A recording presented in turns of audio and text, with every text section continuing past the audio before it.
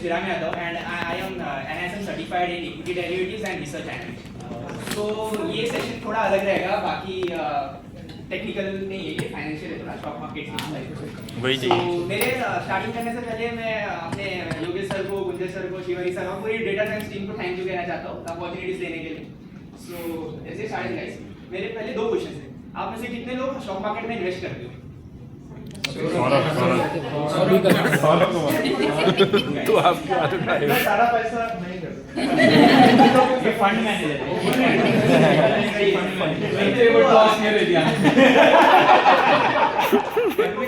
पूरा ऑडियंस को समझना है कि एक्चुअल में कितने लेवल के ऑडियंस है, मतलब किस पार्ट से मैं स्टार्ट करूं। सो 30 मिनट्स लूंगा मैं प्रेजेंटेशन का, then it will be of Q&A।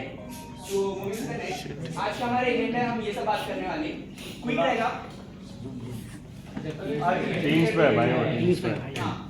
मेरा एजेंडा यही है आज का कि I just want to instil a curiosity in your minds कि ये सारे टॉपिक्स होते हैं जिससे अपना वेल्थ क्रिएट होता है। हमें फोकस करना है वेल्थ क्रिएशन पे। We will talk about only investing, not trading, क्योंकि स्टॉक मार्केट बहुत ही वास्ट सब्जेक्ट है। इन्वेस्टिंग, ट्रेडिंग, फंडामेंटल एनालिसिस, बहुत सारी चीजें होते हैं। We will mainly focus on investing, जिससे वेल्थ बनता है। सो ये सारे एजेंडा हमारे इन्वेस्टिंग के बारे में बात करेंगे, स्टॉक मार्केट फंडामेंटल्स, बेसिक से स्टार्ट करेंगे कि स्टॉक मार्केट होता क्या है, कैसे पैसे बनते हैं। NSE BSE करके एक एक्सचेंज होता है, स्टॉक एक्सचेंजेस होते हैं, उनके बारे में बात करेंगे।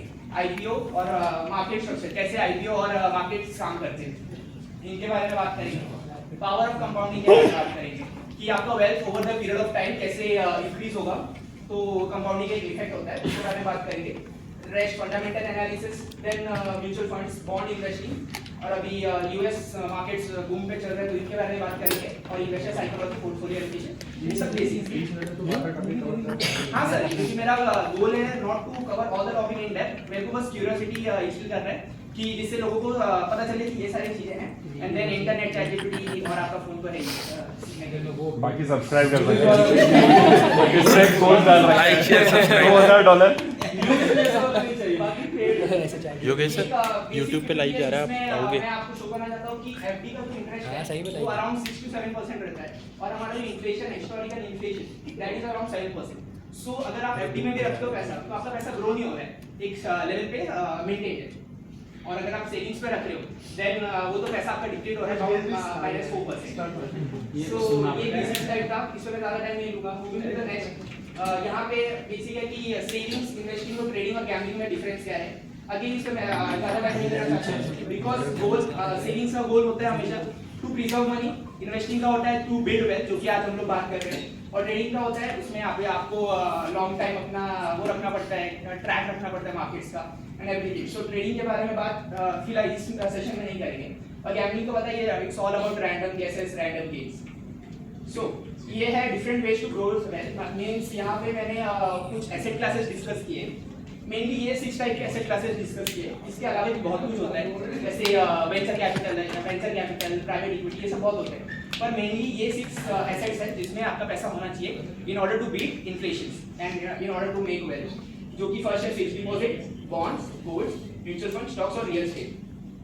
और इसमें नीचे वो ये भी लिखा है कि रिस्क कितना है, रिस्क लो है, मीडियम, मतलब रिस्क रैंकिंग वाइज मैंने सॉर्ट किया।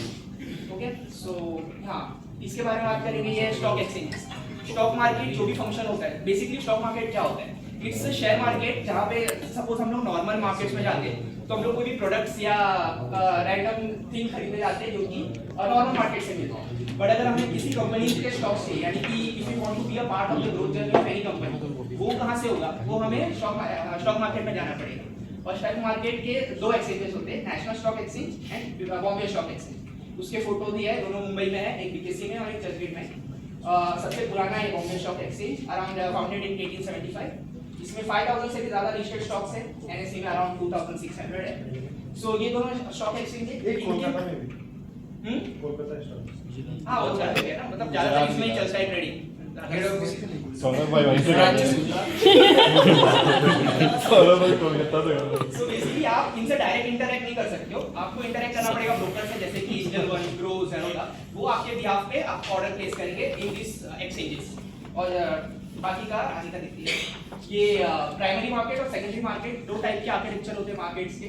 प्राइमरी मार्केट और सेकेंडरी मार्केट मुझे दिखाने का इसका यही मतलब था कि जब भी कोई कंपनी फर्स्ट टाइम अपना इशू लेके आती है, यानी कि सपोज मेरी कोई XYZ कंपनी है and I want to list in the stock markets and I want to offer some shares to the normal retail public, तो मैं जो ये IPO का प्रोसेस है, इनिशियल पब्लिक ऑफरिंग, ये मैं लाऊंगा प्राइमरी मार्केट्स में। यहाँ पे ट्रेडिंग नहीं होता है, यहाँ पे सिर्फ IPO लाया जाता है। और जो सेकेंडरी मार्केट है, यहाँ पे नॉर्मल बाय सेल होता है, जैसे कि आप कोई भी ब्रोकर है, ज़ोरेक्सएल, एंजल मनी ग्रो, इसमें जो भी आप करते हो ट्रेडिंग बाय सेल, ये सब सेकेंडरी मार्केट्स में होते हैं और ये रेगुलेटेड होता है NSE, BSE by stock exchanges. So what is an IPO? Initial public offering, ये उसका प्रोसेस है।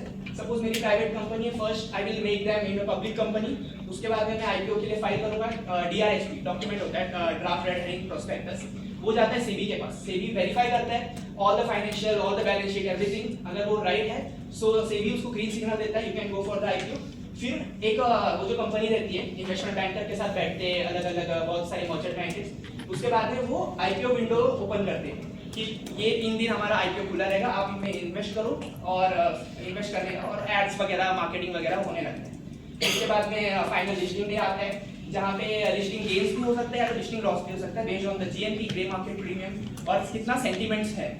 उसके बाद में you can trade in secondary markets, normal buy share trading चालू हो जाता है। तो ये उसका प्रोसेस है इनिशियल पब्लिक ऑफरिंग का। अब मेरा कहने का मतलब ये IPO मैंने आपको क्यों बताया, क्योंकि इससे पैसा बनता है। ये रहा डेटा, मुझे मालूम था ये वीडियो नहीं चलेगा इसलिए मैंने रिकॉर्डिंग करके डाला था। एक सेकंड ना,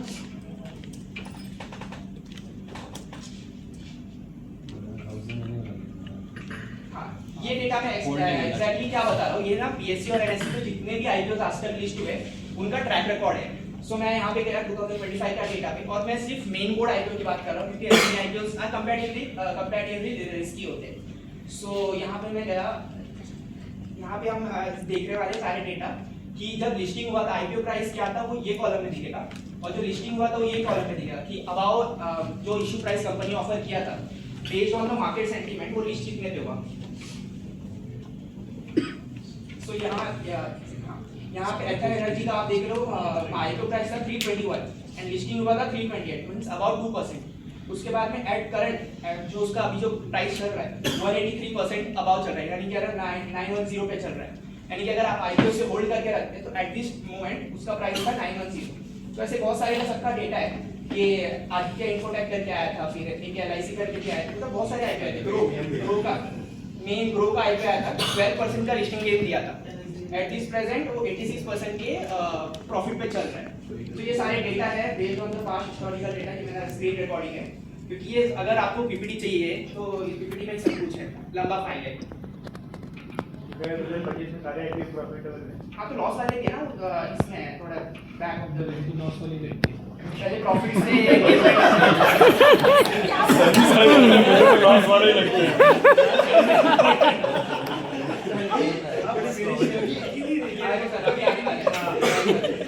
क्योंकि प्रॉफिट वाले ऐसे नहीं फंसने हैं यार, थोड़े सौरभ की कंपनी भी दिखाओ। ये देखो ये सारे लॉस वाले ये लगा सनी को क्योंकि इसका सब्सक्रिप्शन कम रहते हैं ना बहुत। नहीं मैंने प्रॉफिट वाला क्यों रखा, क्योंकि प्रॉफिट दिखाने से लोगों का एंगेजमेंट आता है, उसके बाद में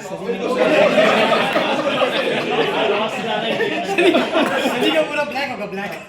उसके बाद में यही बेसिक है पावर ऑफ कंपाउंडिंग की, मतलब अगर आप लमसम एट नाउ मतलब 1 साल पे करते हो लमसम और वो 30 इयर्स पे देखते हो तो इतना अमाउंट हो जाता है। ये बेसिक चार्ट है, इसको भी मैंने रिकॉर्डिंग करके अच्छे से एक्सप्लेन किया है। ये बेसिकली ग्रो का SIP कैलकुलेटर है, मिल जाएगा, इसमें आप अपना मंथली इन्वेस्टमेंट डाल सकते हो, that is called SIP systematic investment plan. आपका महीने में आपके जो भी बैंक रहेगा ऑटोमेटिक कटेगा, मैंडेट कर दो। उसके बाद में एक्सपेक्टेड रिटर्न डाल सकते हो 12%, टाइम होराइजन डाल सकते हो 20 पीरियड्स या 20 इयर्स 30 इयर्स जो भी है, और फिर वो आपको फाइनल वैल्यू देते हैं। तो ये बेसिक फाइनेंशियल प्लानिंग के लिए आप यूज कर सकते हो, इजी है, फ्री टू यूज टूल है। हाँ बस इतना था इसमें। बाकी लमसम का भी है कि अगर आपको वन टाइम इन्वेस्ट करना है, मार्केट अभी गिर रही है, तो अगर वन टाइम इन्वेस्ट करना है, अचानक से कोई पैसा आ गया आपके पास, तो वो लमसम कर सकते हो, तो उसका कैलकुलेटर है। बाकी एक रूल ऑफ 72 कहते हैं, यानी कि 72 divide by any number of interest rate, यानी कि FD का अगर आप 6% डिवाइड करोगे तो 12 इयर्स में आपका पैसा डबल होगा। ये बेसिक मैथ्स रहेगा कि अगर ये हम लोग म्यूचुअल फंड्स में करते हैं, डेट म्यूचुअल फंड्स जो कि 8% के अराउंड रेट है, उसको डिवाइड करेंगे तो अराउंड 9 इयर्स में आपका पैसा डबल होगा। वही अगर हम लोग नॉर्मल क्वालिटी स्टॉक्स में इन्वेस्ट करते हैं जो कि हमें एवरेज 15% देते हैं, so your money will be double in 4.8 years. 21 दिन में कौन सा उसके लिए अनुराधा में उठना पड़ेगा भाई, 21 दिन में पैसा डबल नहीं लेकिन हाफ हो सकता है. अनुराधा करके लेकिन अनुराधा अनुराधा अनुराधा करके लेकिन Talking about the fundamental analysis, यहाँ पे क्या होता है ना, मेनली स्टॉक मार्केट में 2-3 टाइप के एनालिसिस होते हैं, फंडामेंटल, टेक्निकल, और वो जो बड़े-बड़े चेन स्ट्रीट, डीश और कंपनीज करते हैं वो क्वांटिटेटिव एनालिसिस लेते हैं. बेसिकली ये जो होता है इससे हम लोग क्वालिटी स्टॉक्स फाइंड करने की कोशिश करते हैं. फंडामेंटल एनालिसिस में हम लोग balance sheet, profit and loss statement और बहुत सारे रेशियोज देखते हैं जिससे हम लोग को ओवरऑल कंपनीज का हेल्थ पता चलता है कि weather company is going good और नॉट. तो इसमें लिखा है हम लोग को फर्स्ट बिजनेस अंडरस्टैंड करना है कि बिजनेस कौन से डोमेन में काम कर रही है, इनका मार्केट शेयर क्या है. ऐसा तो नहीं कि पहले ही के एक या दो टॉप कस्टमर से उनका रेवेन्यू आ रहा है. सो ये सब बहुत सारी बिजनेस लिस्ट हो जाते हैं, तो वो भी हमें देखना पड़ेगा. वो देखने के बाद हम प्रॉफिट रेवेन्यू ग्रोथ देख सकते हैं कि इसका ईयर ऑन ईयर ग्रोथ कितना है, 10%, 12% और 17%, व्हाटएवर इट इज. वो आपके ऊपर है कि आपको 15% के ऊपर के ग्रोथ वाली कंपनीज में इन्वेस्ट करना है. तो ये सारी चीजें एक स्क्रीनर करके एक वेबसाइट आता है, उस पर आप फिल्टर लगा के अराउंड 5000 स्टॉक्स में से नॉर्मली कुछ सिलेक्ट कर सकते हैं. फिर ये प्रॉफिट रेट अगेन वही मैंने कहा कि रेवेन्यू अलग होता है, प्रॉफिट अलग होता है. रेवेन्यू मतलब कितना कमाया और प्रॉफिट मतलब शुद्ध मुनाफा, what is your net profit. ऐसा बाकी डेट एनालिसिस करेंगे कि कंपनी के ऊपर डेट कितना है, कर्जा है कि नहीं. सो बहुत लोगों का प्रेफरेंस रहता है कि I will invest only in zero debt company जिसके ऊपर कोई कर्जा नहीं है, बाकी अडानी में कर्जा है. तो वैसे सारी चीजें सबका इन्वेस्टमेंट पैटर्न्स अलग होते हैं, सबकी इन्वेस्टमेंट फिलोसॉफी अलग होती है. ऐसा क्यों करते हैं कि जीरो डेट पे करें? डेट इज सर डिपेंड करता है ना, अगर वो इंफ्रास्ट्रक्चर हैवी कंपनी है तो ऑलरेडी डेट रहने वाला है, और अगर वो SaaS या सॉफ्टवेयर वगैरह में है तो उसमें डेट कम रहेगा या नहीं भी रह सकता है. हाँ, debt is cheaper than equity. पर जो कंपनी तो ग्रो नहीं कर रही है, ऐसे कंपनी तो इन्वेस्ट कर रहा हूं. हाँ, इसीलिए अराउंड 1 से नीचे होना चाहिए और 0 या 1 के बीच में रहेगा तो it's good to go debt to equity ratio. क्योंकि अगर debt it's a concept, Reliance is debt free, Infosys debt is one. But फिर तुम डेट ले नहीं रहे हो, मतलब तुम्हारे पास तो पैसे पड़े हैं, तो इससे ग्रोथ तो आ नहीं रही, तो why do I invest? Actually बहुत लार्ज कैप कंपनी हो गई ना. लार्ज कैप कंपनी अभी suppose so exactly the essential the अभी फंडामेंटल बजाज फाइनेंस को लार्ज कैप को ग्रो करने में टाइम लगता है, उसमें पैसे डबल नहीं हो गए, हाँ, इसलिए रेट में मतलब आगे है वो. लार्ज कैप मिड कैप का मैं समझाना होता है क्योंकि देखो लार्ज कैप कंपनीज ना फॉर एग्जांपल एक हाथी के जैसी होती है. वो हाथी ज्यादा तेज नहीं भागती है, पर अगर वो हम लोग हॉर्स देख ले तो कितना तेज भागता है, बिकॉज वो लाइट वेट है. इसलिए स्मॉल कैप और मिड कैप जो कंपनीज होती हैं वो डबल जल्दी हो सकते हैं. पर लार्ज कैप कंपनी अभी बजाज फाइनेंस का एग्जांपल दे दूं तो पिछले 3 साल से ज्यादा नहीं बढ़ा है. स्टॉक इनके प्रॉफिट्स बढ़ रहे हैं, 20,000 करोड़ का नेट प्रॉफिट बढ़ रहा है, पर इनके जो स्टॉक मार्केट रिटर्न है वो अराउंड 4 to 5% ही चल रहा है. तो बजाज फाइनेंस से इतना पैसा नहीं दे क्योंकि वो 5.8 लाख करोड़ की कंपनी है. अभी उसको वहां से 12 लाख बनना मतलब बहुत टाइम लगेगा. तो ये प्रमोटर होल्डिंग मतलब क्या, जो ओनर है उनका होल्डिंग्स होना चाहिए, यानी कि कंपनी से अराउंड मोर देन 50% ओनर का इक्विटी होना चाहिए कि हाँ भाई ओनर को भरोसा होना चाहिए अपनी कंपनीज पे. और अगर कोई सपोज 10% का प्रमोटर होल्डिंग है, बाकी 90% उसने रिटेलर पब्लिक को चिपका रखा है, so obviously that signals that ये कंपनी का जो प्रमोटर है खुद को भरोसा नहीं है उसके बिजनेस में. तो वो भी आप लोग चेक कर सकते हैं. बाकी वैल्यूएशंस के कुछ रेशियोज है, ये बेसिक रेशियोज है जो कि आप देख सकते हो. बहुत सारे टाइप्स के आते हैं पर ये मेनली ये देखा जाता है. पी रेशियो देखा जाता है, हाँ price to earning ratio, lower is better, और इंडस्ट्री एवरेज देता है. मतलब कैसा होता है ना, हम लोग स्क्रीनर पे लेके जाता हूँ, मैं दिखाऊंगा कि हम लोग जो स्क्रीनर पे जाते हैं तो पीएस का पी रेशियो दिखता है. On an average industry average करके भी एक पैरामीट्रिक आता है जो कि हम स्क्रीनर पे टाइप करके ऐड कर सकते हैं. तो पी रेशियो क्या कहता है ना कि मतलब हमारा जो अर्निंग है, जो कंपनी जो अर्न कर रही है वो करंट मार्केट प्राइस से वायबल है कि नहीं. सो सपोज मैं इंडस्ट्री लेता हूँ, मेटल का इंडस्ट्री लेता हूँ, उसका पी रेशियो अराउंड 30 चल रहा है, पर आपकी कंपनी का पी रेशियो अराउंड 15 है. सो इससे ये सिग्नल होता है कि हमारा जो कंपनी है वो एट प्रेजेंट अंडर वैल्यूड है, यू कैन बाय दैट. ऐसा तो यहाँ पे लिखा है लोअर देन इंडस्ट्री एवरेज, मतलब थोड़ा कंपनी चीपर है. उसके बाद में हम सेकंड पैरामीटर क्या आते हैं, ROC, return on capital employed. इसमें मैंने सिंपल सा पैरामीटर दिया है क्योंकि इसमें ज्यादा टेक्निकल या फाइनेंशियल में जाने से अच्छा 15% के ऊपर रहेगा तो बेटर है. आरओई भी मैंने 15% प्रेफर किया, रिटर्न ऑन इक्विटी. बाकी अर्निंग पर शेयर, ये अर्निंग पर शेयर इसी का पार्ट है. हायर इज बेटर, जितना ज्यादा अर्निंग पर शेयर रहेगा ईपीएस का इंडस्ट्री एवरेज से कंपेयर करने का, कि इंडस्ट्री एवरेज से अगर ईपीएस मेरा ज्यादा है तो बेटर है. Then about debt to equity ratio, जैसे कि बताया 0 to 1 के बीच में it's okay, below 1 is safer. So ये वो मैं अभी खोल के दिखा देता हूँ। हाँ, तो ये दोनों प्लेटफॉर्म है स्क्रीनर का, कि हम स्क्रीन कर सकते हैं। ये मैंने सारे खोल के रखे थे। ये है बजाज का। अभी सपोज मैंने कहा कि क्या इंडस्ट्री एवरेज कहा था, इंडस्ट्री एवरेज, इंडस्ट्री पी डाला 90 और स्टॉक का पी 30, मतलब ओवर वैल्यू है। मेरा रिकमेंड नहीं है टू सेल, मतलब आप मतलब होल्ड कर रहे हो तो होल्ड करो, बाय मत करो। हां, बाय मत करो। नहीं तू गलत रेशियो देगा। देख पी रेशियो से कभी भी बाय करना नहीं चाहिए। नहीं द रेशियो बाय नहीं करो। देखिए तूने क्या बोला, what you said, this P ratio Bajaj का 30 है और पी रेशियो इंडस्ट्री का 90 है। ठीक है, you are saying you are not recommending a company because P ratio industry का है। You have to consider so the right ratio to look for it is PEG 1.6। हाँ, so price earning plus growth. अगर PEG ratio अच्छा होता है because you are growing faster than industry, so you cannot give a penalty of industry growing slower and you growing faster to this, and that's why you compare PEG ratio. PEG ratio generally 1 से below होता है, हाँ, you can consider it as 1.06 almost, so that is a fair value. यहाँ पे 1.63 है। 1.63 हाँ, थोड़ा ज़्यादा है, but then growth itself has an assumption behind it. ठीक है, अब वो you might be doing rolling PE भी होता है, राइट। सो रोलिंग PE पे जो ग्रोथ होता है वहाँ से वो ग्रोथ कराना होता है, ना कि पिछला ग्रोथ रेशियो। ठीक है, तो ये बेसिकली ये नुआंसेस है, बट मतलब ऐसा PE कम हो तो ज़्यादा हो तो रिटर्न तो मार्केट में रिटर्न आज तक इंडस्ट्री PE से जिसका PE ज़्यादा होता है ना उसी ने दिए है। ठीक है, फंडामेंटल्स वाले ये बोल रहे हैं मार्केट में रिटर्न तो उसी से आए क्योंकि वो ज़्यादा ग्रो कर रही है और इसलिए मार्केट ने भी उसको अप्रिशिएट करके रखा है, राइट। सो ये बेसिकली स्क्रीनर है जहाँ पे हम लोग स्टॉक्स को स्क्रीन कर सकते हैं, इसका profit and loss statement, P&L, ये सारी चीजें हम इसमें एट अ वन गो देख सकते हैं। तो that is called stock screener. ये फ्री टू यूज है, ये है। फिर टिकर का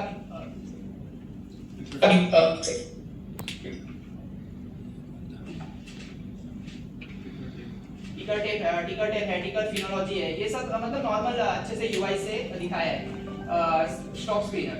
it's all the stock screener. आप इसमें 5 मिनट भी दोगे समझ में आ जाएगा क्वालिटी स्टॉक कैसे ढूंढते हैं, एकदम इजी है। और कुछ भी नहीं समझ में आता है तो यहाँ पे एक आई बटन है, यहाँ पे इसका दिखाता है कि what is that proper market क्या है, पी रेशियो क्या है, everything. So again back to the PPT. So ये था स्क्रीनर। सो ये बेस्ड ऑन द बहुत सारे ratios, P ratio, EP, ROE, ये सब से हम लोग अराउंड 5000 स्टॉक्स में से कुछ क्वालिटी स्टॉक्स फिल्टर आउट करते हैं। सो बस ये उसका विजुअलाइजेशन है। थोड़ा स्क्रीनर दिखा देता ना सबको क्वेरी करने का, थोड़ा अच्छा लगता है स्क्रीन करना। यहाँ तो सब कोड है, एक दो दिन कंडीशन लगा के दिखा दो। हाँ एक तो कंडीशन दिखी है ना, तब जाके ऐसे में ये सब लगा दो।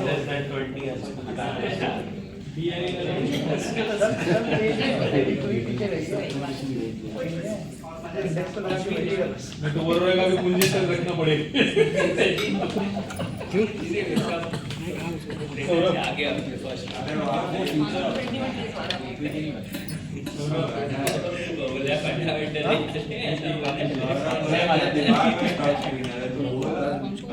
BRI से लगा दिया। Suppose if you want to acquire the full company, so उसके ऊपर सपोज अभी बजाज फाइनेंस का मैंने बताया था 5.8 लाख करोड़, यानी कि 5.8 लाख करोड़ में आप वो कंपनी को एक्वायर कर सकते हो। सो मैं नॉर्मली अगर हमें अच्छी कंपनी में इन्वेस्ट करना है तो इसमें ऑपरेटर्स गेम ना करें। ऑपरेटर्स मतलब जो हाई नेट वर्थ इंडिविजुअल्स रहते हैं ना, वो छोटी कंपनीज को मैनिपुलेट करते हैं। सो अराउंड में यहाँ पे 5000 डालता हूँ एंड ROE मतलब जो भी आपको डालना है वो दिखता है, greater than 50 and ROC greater than 50।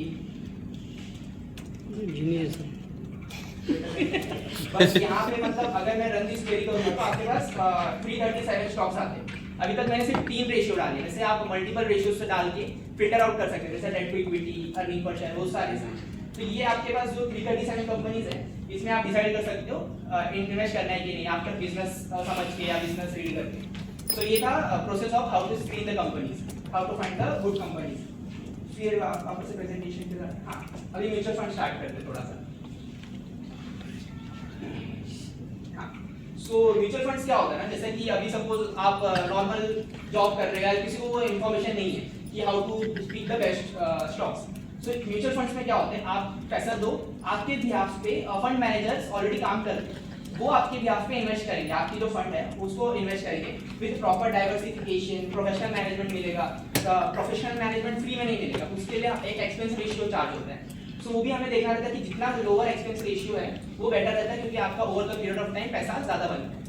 So high liquidity से भी रेगुलेटेड है, मतलब अच्छे से, मतलब इंडियन गवर्नमेंट रेगुलेट करते हैं। तो ये है म्यूचुअल फंड्स। और type of mutual funds again large cap, mid cap, small cap, index fund, debt और हाइब्रिड, ये 6 है।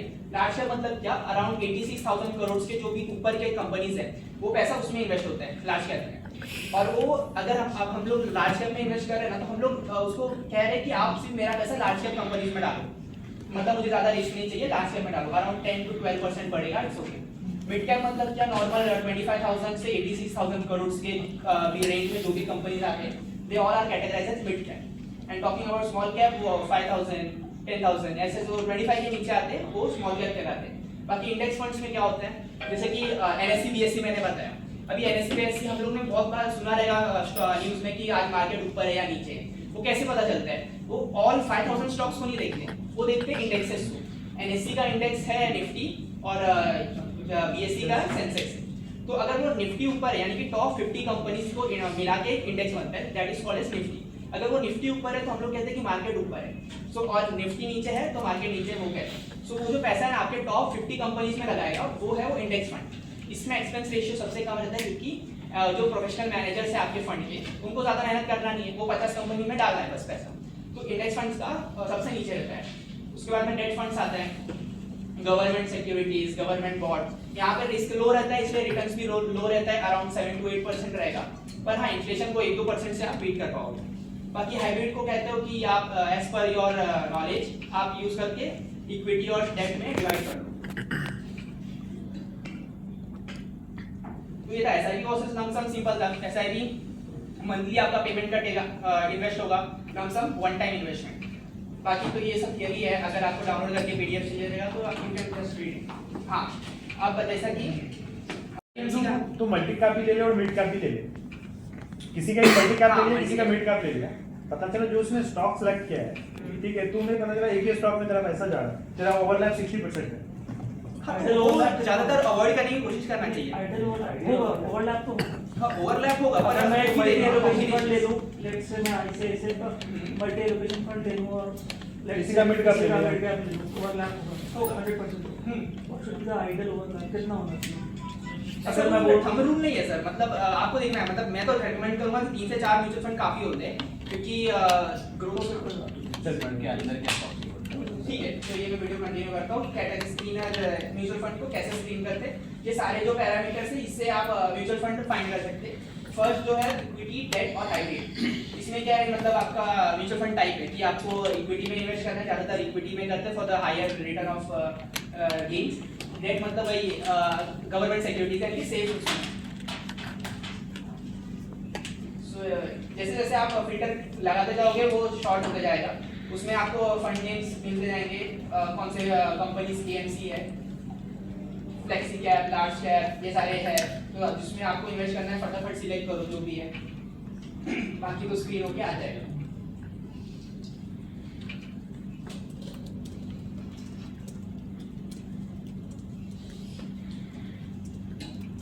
यहाँ पे रिस्क भी है, रेटिंग्स भी है, तो मैंने 4+ सिलेक्ट किया है, तो और शॉर्ट हो गया। अराउंड 141 ऑप्शंस आए मेरे पास। अगेन फिर मैं फंड हाउसेस सिलेक्ट कर सकता हूँ।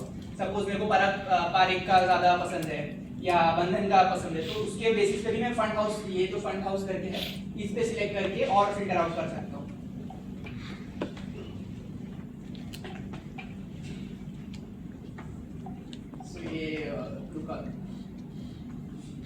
ये 1 ईयर, 3 इयर्स और 5 इयर्स का रिटर्न भी दिखेगा आपको कैगर में, कंपाउंडेड एनुअल, कि 5 इयर्स में कितना रिटर्न दिया है ये फंड ने। तो उसके बेसिस पे भी आप सोच सकते हो, पर उसके बेसिस पे इन्वेस्ट नहीं करने का, उसके और भी आगे है, उसके अभी मैं क्लिक करके और भी आगे जाऊंगा क्या क्या देखना रहता है। हाँ, सपोज मैं ICICI प्रूडेंशियल में क्लिक किया, इसका 3 इयर्स का 24% दिख रहा है रिटर्न। आगे मैं 5 इयर्स पे क्लिक करूंगा, तो ऐसा सब एनालिसिस कर सकते हो। ये फ्री टू यूज है, ग्रो का है स्क्रीनर, यूजर फ्रेंडली बनाया है इसने। 5 इयर्स में 25% दिया है। सबसे प्रॉब्लम ये है ना अगर तू कोई भी फंड लेगा तो पिछले 10 साल में परफॉर्म किया है मैनेजमेंट के नेक्स्ट हाँ वही तो है, वही ना इसलिए मैं कुछ हिस्टोरिकल डेटा पे अगर मैं करूंगा ये सारे तो मिसलीडिंग इंडिकेटर है मेरे। अगर मैं नहीं, ये बोलूंगा तो स्क्रीनर है ना, तो मतलब जिसको देखना है। हाँ कि करेगा लेकिन तू यार इन्वेस्ट करेगा या नहीं करेगा तो तेरे को दिख गया कि CAGR या तेरा को ग्रोथ जो है 15% से 20% से रिटर्न है बहुत अच्छा है। मैं तो कहूँगा कि इन्वेस्ट कर लो तो 10 साल का रिटर्न आगे नहीं, ये तो बाइसेंस हो गया ना, वो नीचे लिख के आते हैं म्यूचुअल फंड सही है वाला ऐड आता है ना, नीचे लिख के आते हैं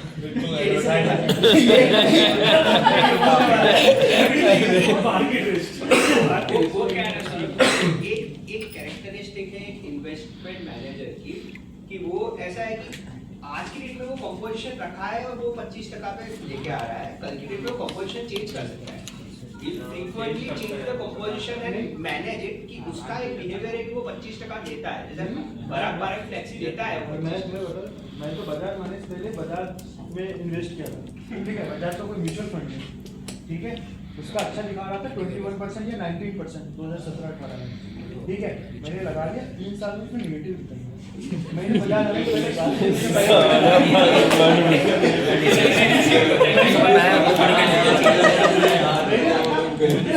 कंपनी छोड़ दिया होगा तब उस समय। हाँ वो फंड मैनेजर चेंज होता हाँ है, फंड मैनेजर चेंज होता है लेकिन इंसान का पैसा तो फंस गया। मार्केट पे डिपेंड था ना, अभी पिछले 2 साल नहीं से HDFC ने बहुत अच्छा रिटर्न दिया था उसमें, HDFC ने बहुत अच्छा रिटर्न दिया था बट बजाज ने फटक कर दिया, तो वो होता है। तो मतलब Change करके बजाज। ये भी ऐसा चीज है कि मैं देख सकती हूँ पता नहीं सही क्या है। म्यूचुअल फंड सही है। इंडिकेटर तो लॉकडाउन नहीं हुआ 15-20 साल में 1% आएगा। इसके लिए फिर बॉन्ड्स में आ जाओ सर, 10% 11% मिलेगा। हाँ हाँ फिर यहाँ पे ना हमें एक्सपेंस रेशियो वगैरह सब दिख रहा है कि ये जो कंपनी है कितना AUM एसेट अंडर मैनेजमेंट कर रही है, तो यहाँ पे दिख रहा है 2900 करोड़। इसका एक्सपेंस रेशियो भी दिख रहा है कि 0.12% आपका फंड मैनेजर लेगा आपका पैसा मैनेज करने के लिए।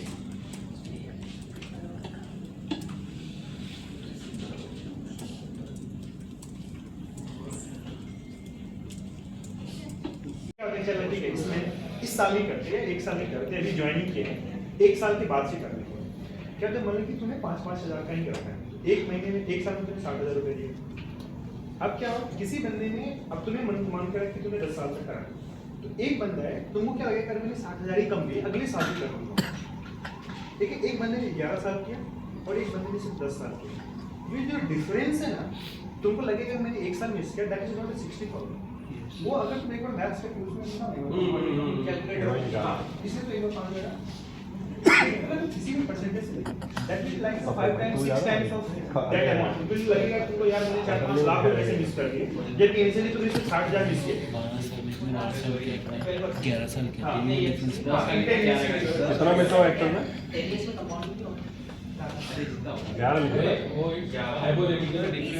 5,000 का कितना हो गया मेरे को बता दो, ये बताओ तुम क्या किया 5,000 रुपए क्या हो गया 5,000 अच्छा ऐसा ही तुमने तुम्हारे 11 लाख इसको वो 20 और 21 में बदल जाएगा। तुमको जब तुमको लग रहा है कि 2 लाख तो मोटा-मोटी तुमको 20% टोटल वैल्यूएशन पे डिफरेंस हुआ है, तो तुमको लगता है इनिशियली मैंने 60,000 मिस किए लेकिन तुमको इवेंचुअली तुमको रिटर्न तुमने 2 लाख 2.5 से मिस कर दिया। नहीं बट 20 years में 12 लाख इन्वेस्ट किया, 12 लाख इन्वेस्ट किया 45 लाख है और इसको तुमने जस्ट 1 साल से मिस किया और किसी ने इसको 21 इयर्स किया जस्ट 52, तो यहाँ पे तुमने बस 1 साल से मिस किया और तुम्हारा 10 लाख का कैपिटल डिफरेंस हो गया। तो ये नहीं होता है कि तुमने 60,000 का मिस किया, तुमने मिसिंग 11 लाख 20 इयर्स हो गया। इसलिए थोड़ा जो भी करना है